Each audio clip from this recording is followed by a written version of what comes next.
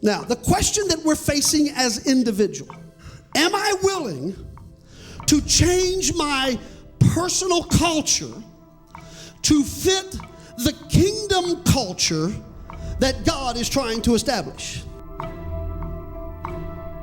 It is the devil's desire to distract, to pull my mind away from what he's called me to do so that I look inward to care for myself rather than to look upward and outward and accomplish the work that God has called me to do. When Jesus speaks the prophetic word, everything begins to shift.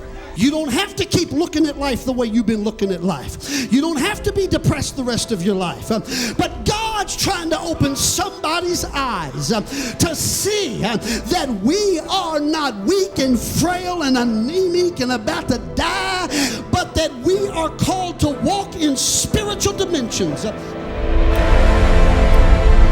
laws of God were given as conditions, amen, that if they are met, then we can expect the blessing of the Lord to fall like rain. You may not be called to a city, but you may be called to your family, which then begins to set the family atmosphere and the climate, which then begins to break the family strongholds.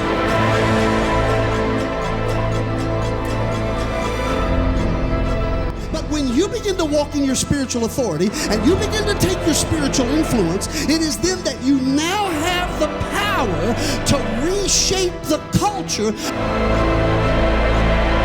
Every victory you want, act like you have it this day. Every breakthrough you're expecting, act like you have it this day.